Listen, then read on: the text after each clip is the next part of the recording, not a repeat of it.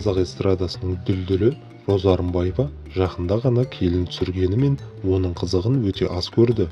Бастапқыда қалың көпшілікке жас жұбайлармен бір шаңырақ астында тұрып жатқанын қуана хабарлаған әнші енді ерлі-зайыптыларды бөлек шығарып жатқанын алға тартты. Роза Рымбаева жұлдызды жанұясында орын алып жатқан өзгерістері туралы жан сырын ақтарды. Өнер иесі 31-ші арнаның «Жұлдыздар жарқырайды» бағдарламасына арнайы сұхбат беріп, Әли Оқапов пен Ақерке Бүркітбай алдағы уақытта өзінен бөлек шығатынын растады. Алайда жас жұбайлар аналарымен көрші тұратын болып шықты. Ол бар болғаны көрші үйге көшіп жатыр. Келінім қобызшы, консерватория бітірген. Әли екеуі дос, бірнеше жылдан бері сахнаға бірге шығып жүр. Өзіміздің танитын, жақсы көретін қызымыз. Алдағы уақытта екеуі бөлек тұратын болады.